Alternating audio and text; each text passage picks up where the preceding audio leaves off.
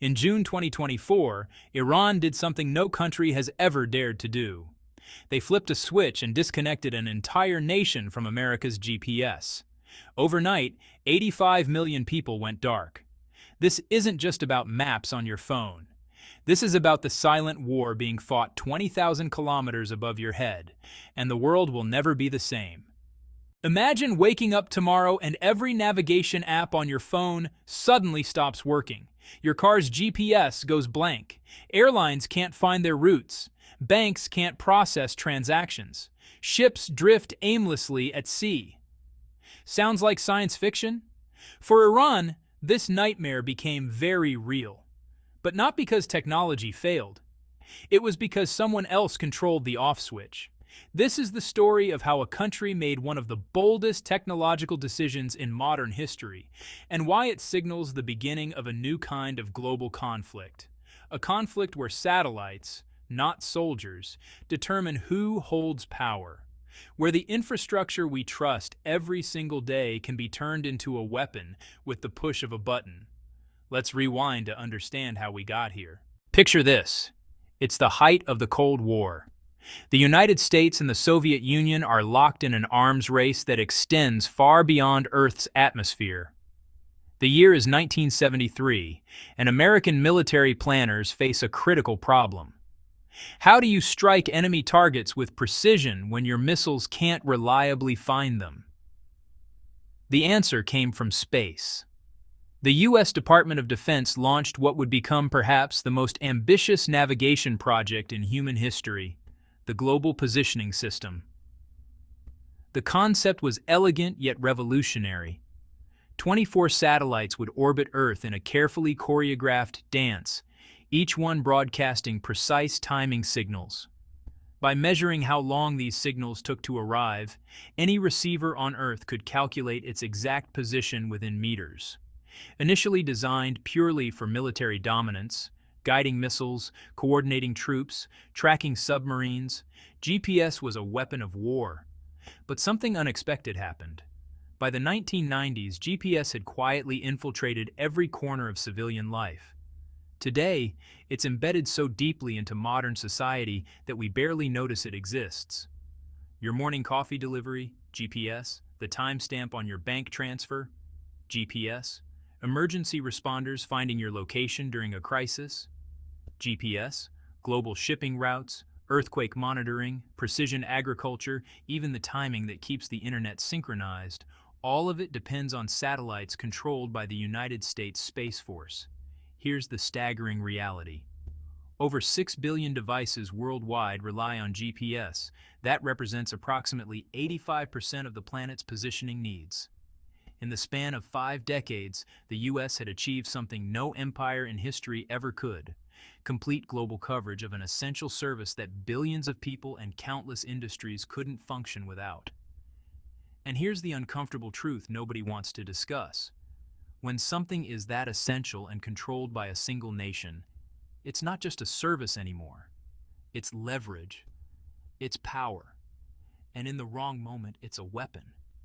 Let me tell you about what happened during the Iraq War in 2003. When coalition forces invaded, the U.S. didn't just deploy troops and missiles. They deployed something far more devastating: signal manipulation. In areas surrounding the conflict zone, GPS signals were systematically degraded or completely shut down.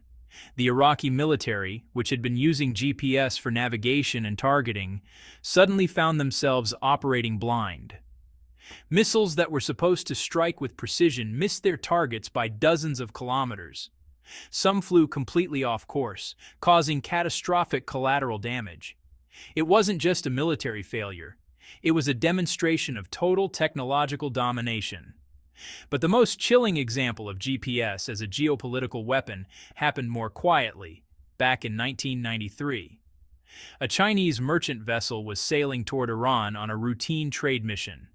Without warning, U.S. authorities intercepted it, claiming it carried chemical weapons. After forcibly boarding and searching the ship and finding nothing, they didn't apologize. They did something far more disturbing. They cut off the ship's GPS signal. Stranded in open ocean without navigation, facing deteriorating weather and dwindling supplies, the crew drifted helplessly for 33 days. Think about that. 33 days of uncertainty, floating in international waters, unable to navigate home. It took intense diplomatic pressure from China through the United Nations before the United States finally restored the signal. For China's leadership, this incident was a wake-up call. If a foreign power could strand your vessels, disrupt your trade, and hold your people hostage using satellite signals, you didn't have technological independence. You had technological colonization. That humiliation in 1993 became the catalyst for what would eventually become BeiDou, the long road to sovereignty. When China announced in 1994 that they would build their own global navigation system, Western experts were, honestly, pretty skeptical. Many dismissed it as impossible. Without access to advanced satellite technology and without the decades of experience the United States had accumulated, how could China possibly compete with GPS? The early years, well, they proved the skeptics right. Progress was painfully slow. Western nations maintained strict technology blockades, making it nearly impossible for China to acquire critical components. By 2003, after almost a decade of effort, China had managed to launch just 5 satellites into geostationary orbit, enough for a basic regional system, but nowhere near global coverage. Then came what looked like a breakthrough. The European Union was developing its own positioning system called Galileo, and they invited China to participate as a partner. China saw an opportunity to access cutting-edge European satellite technology and invested over 270 million euros. But, geopolitics has a way of crushing technical cooperation. Under heavy pressure from the United States, European partners systematically excluded China from meaningful decision-making processes and blocked access to advanced technologies. The message was clear. You can pay, but you can't truly participate. You're a customer, not a partner. Here's what the Western Bloc didn't anticipate. China never stopped working on BeiDou. In 2007, while still nominally participating in Galileo, China launched its first BeiDou 2 satellite. Within 5 years, just 5 years, they had completed networking of 14 satellites, creating full coverage across the entire Asia-Pacific region. Meanwhile, the Galileo project, hampered by internal disputes and budget disagreements, limped along at a fraction of that pace. By the time United States strategists realized what was happening, it was already too late. In July 2020, China achieved what many thought impossible. They completed a constellation of 55 satellites, officially launching global positioning services that rivaled, and in some metrics even exceeded, GPS capabilities. Think about the audacity of that achievement. In less than 3 decades, starting from nearly nothing, China had broken America's monopoly on global navigation. BeiDou wasn't just operational. It was officially recognized by 11 international organizations, including those governing civil aviation, maritime navigation, and mobile communications. The era of GPS as the only game in town was, over. When reality breaks through. Now let's fast forward to June 2024. Israel and Iran are engaged in a 12-day military confrontation that exposes a terrifying vulnerability. Iranian military commanders start noticing something alarming. Drones are losing their way mid-flight. Missiles are veering off their programmed trajectories. Navigation systems that should be providing precise coordinates are delivering garbage data. The entire operational command structure is compromised. And the culprit? GPS signal manipulation. The United States, supporting Israeli operations, had selectively degraded GPS coverage across Iranian airspace and territorial waters. Iranian vessels found themselves unable to navigate to designated positions. Time-sensitive military responses were delayed or completely disrupted because units couldn't reliably determine their locations. But the nightmare didn't end when the shooting stopped. Over the previous 4 years, Iran had experienced a series of targeted assassinations that eliminated key nuclear scientists and senior military commanders. When investigators pieced together the patterns, they discovered something chilling. Nearly every victim or their associates had been using mobile phones and communication devices with GPS capabilities enabled. During the conflict, Iranian officials revealed that American GPS signals, combined with data from platforms like WhatsApp, Facebook, and Instagram, provided real-time location tracking of government and military personnel. In essence, the tools they used for everyday communication were broadcasting their exact coordinates to adversaries who wanted them dead. Iranian leadership finally confronted an unavoidable truth. Relying on Western-controlled technology wasn't just a strategic disadvantage, it was actively suicidal.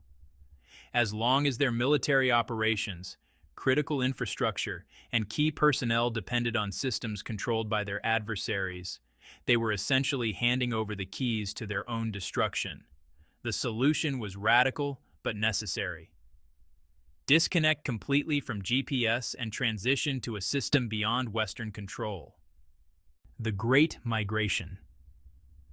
In June 2024, Iran announced a decision that sent shockwaves through global technology circles.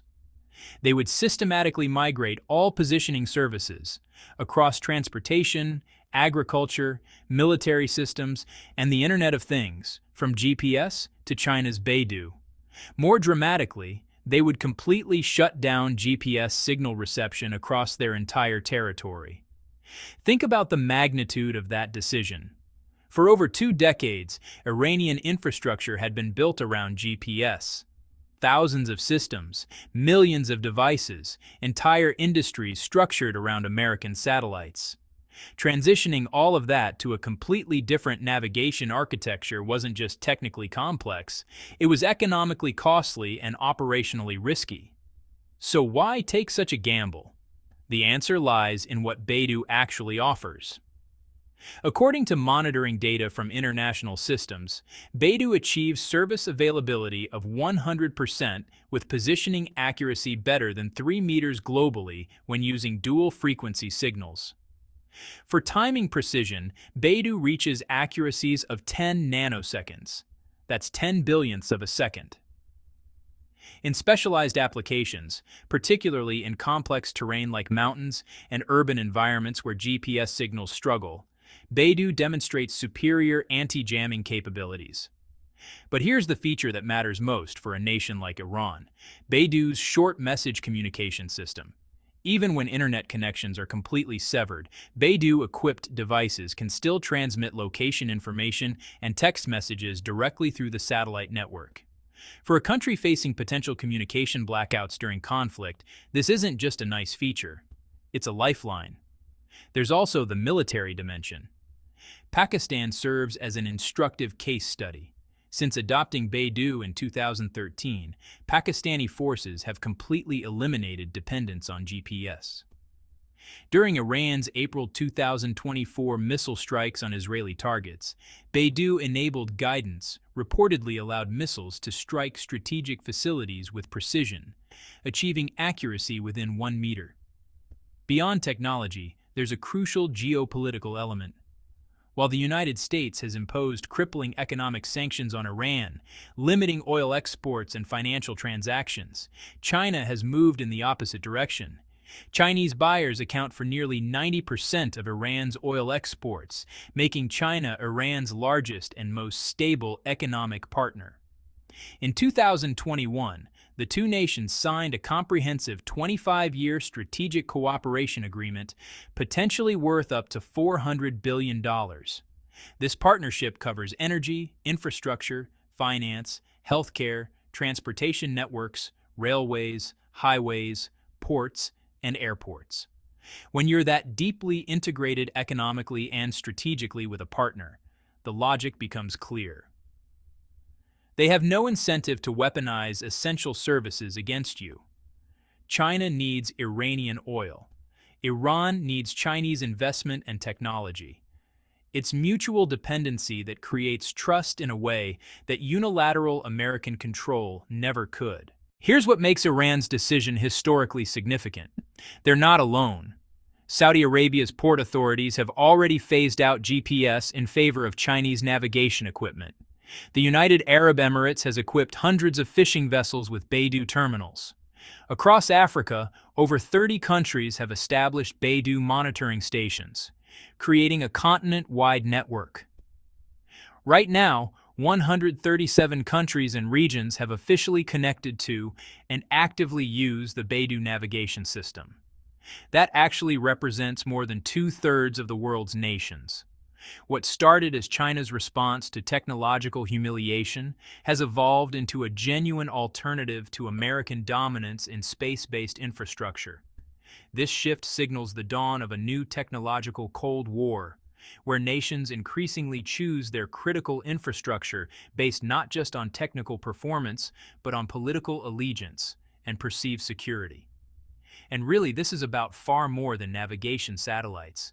It's about who controls the invisible architecture that modern civilization depends upon. Data flows, communication networks, financial payment systems, artificial intelligence frameworks. These are the battlegrounds of the 21st century. And the old assumption that the West would permanently dominate these domains is collapsing. For decades, the world operated under an unspoken bargain. Accept American technological hegemony in exchange for access to superior systems. GPS was free, reliable, and global. So, why build alternatives? But that calculation changes when you realize free means controlled by someone else, and reliable means until it's politically convenient to shut you off. Countries watching Iran's GPS shutdown are learning a different lesson. They're realizing that technological sovereignty isn't a luxury, it's an existential necessity. When the infrastructure you depend on can be weaponized against you, you don't really control your own fate. The competition between GPS and BeiDou represents something deeper than market rivalry. It's a fundamental question about how the world will be organized in the digital age. The United States spent billions and decades establishing GPS as the global standard. That investment created enormous soft power. Nations became dependent on American technology, which created leverage in diplomatic negotiations and strategic planning. But monopolies, even technological ones, don't last forever.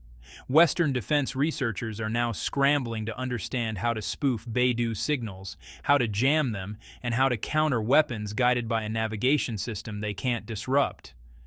That represents a dramatic reversal. For the first time since GPS achieved global coverage, the U.S. military faces potential adversaries who can operate with precision positioning that America cannot easily compromise.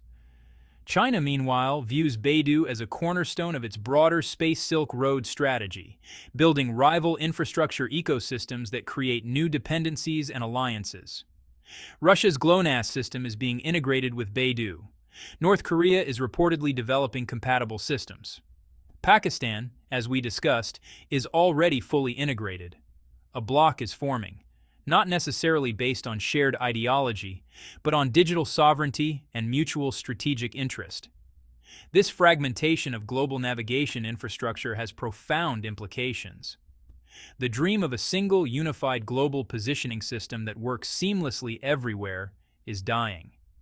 In its place, we're getting a fractured landscape where your ability to navigate might depend on which political bloc your country aligns with. For ordinary people, this might seem abstract. Your phone's GPS still works, so why should you care about satellite geopolitics? But consider what happens in a genuine crisis. What happens when supply chains get disrupted because different navigation systems can't communicate effectively? What happens when international flights face complications because airlines use incompatible positioning data?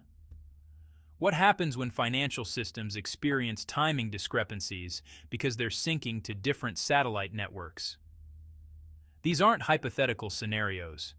They're the predictable consequences of a world where essential technological infrastructure becomes balkanized along geopolitical fault lines. Iran's decision to shut down GPS isn't just a national policy change. It's a declaration that the era of unquestioned American technological dominance is ending. Not through military confrontation, not through economic sanctions, but through the quiet proliferation of viable alternatives. The revolution happening 20,000 kilometers above our heads is invisible to most people. There are no dramatic battles, no territory conquered, no treaties signed. Just satellites silently orbiting, broadcasting signals that billions of devices depend on. But the implications of who controls those signals will shape geopolitics for decades to come. We're witnessing the formation of parallel technological universes. One centered on American systems and alliances, another built around Chinese infrastructure and partnerships. Each offering similar services but operating on fundamentally different principles of control and governance. The question facing every nation is no longer, should we use GPS? It's whose positioning system should we trust? And what does that choice say about our place in the emerging world order? For Iran, surrounded by adversaries who have repeatedly demonstrated their willingness to weaponize technology, the answer became clear. Sovereignty, true sovereignty, requires control over your own infrastructure. And if that means severing ties with systems you've used for 2 decades, so be it. Whether this gamble succeeds remains to be seen. Transitioning an entire nation to a new navigation infrastructure is enormously complex. There will be technical hiccups, compatibility issues, and unexpected challenges. But the die is cast. Iran has chosen digital independence over technological convenience, and they're betting their future on Chinese satellites rather than American ones. Other nations are watching, and many are quietly asking themselves the same question. If conflict came tomorrow, who controls the off switch for our critical systems? And can we afford to let someone else keep that power? The GPS shutdown in Iran isn't the end of a story. It's the beginning of a new chapter in global competition. A chapter where satellites, not soldiers, determine strategic advantage. Where the infrastructure we trust every day can become a weapon. Where alliances are forged not through military treaties, but through technological dependencies. The world is fragmenting into competing digital ecosystems. And every day, more countries are making the calculation Iran made better to build your own system, or align with someone who shares your interests, than to depend on infrastructure controlled by potential adversaries. The revolution is silent, but it's happening, and your phone's navigation app is just the visible tip of a geopolitical iceberg that runs incredibly deep. The question is no longer whether this technological Cold War will intensify. The question is, which side will you and your country end up on when the final lines are drawn?